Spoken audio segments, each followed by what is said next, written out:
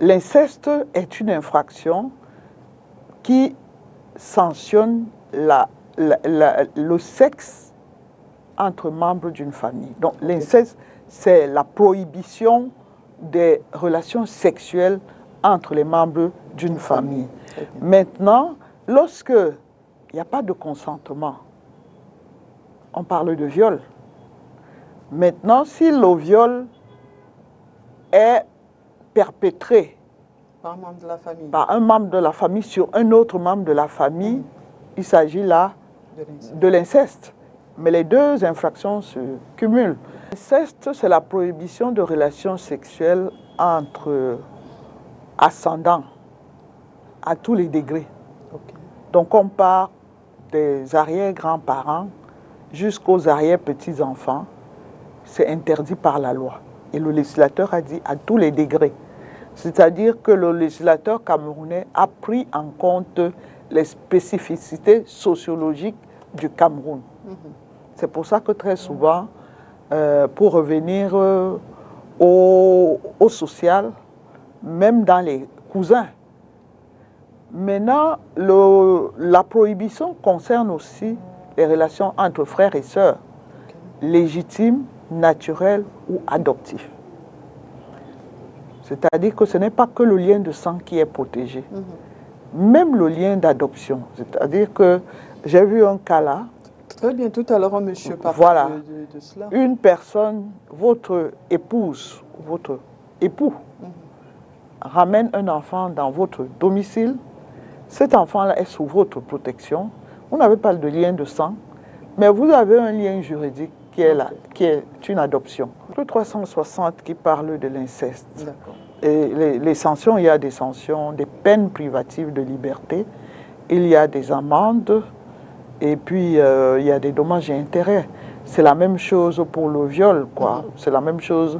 En tout cas, tout ce qui est interdit par la loi pénale, lorsque cette interdiction est franchie, est violée, le ministère public, si la violation est portée à sa connaissance, n'aura pas besoin qu'il y ait quelqu'un derrière.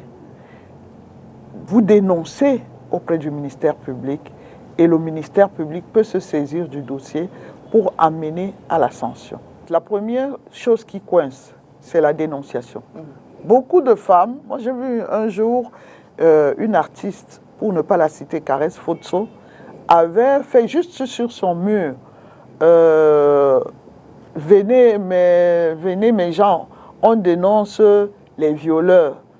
Mais il y avait plus de 500 postes de jeunes personnes qui racontaient comment à l'intérieur des familles, à l'intérieur des bureaux, à l'intérieur de leur cercle immédiat, elles sont harcelées, elles sont violées, elles sont victimes de beaucoup de violences sexuelles.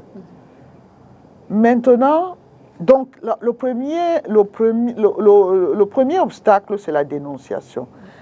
Le deuxième obstacle, c'est le fait que très souvent, la personne qui est victime est obligée de se mettre en scène. On l'interroge. À un moment donné, les interrogatoires passent pour des accusations. Des accusations. On lui fait croire qu'elle a fait quelque chose qui ait pu attirer ça sur elle. Il y a que ce n'est pas des infractions où on met systématiquement les jugements en huis clos. Très souvent, à moins qu'il y ait des mineurs, quand c'est des majeurs, ça se fait à des audiences publiques. Et donc, que ce soit un majeur, que ce soit un mineur, le fait de se retrouver mis en scène devant des gens qui vont savoir ce qui s'est passé. Oui, vous aurez peut-être la satisfaction que l'autre a été condamné. Mais vous aurez aussi un doigt qui sera porté. Chaque fois, peut-être que quelqu'un viendra vers vous, quelqu'un lui dira, mais tu es au courant qu'elle avait été violée par son père, par son oncle, par quelqu'un de sa famille. Donc, Et puis, les lenteurs judiciaires existent aussi pour pratiquement toutes les infractions.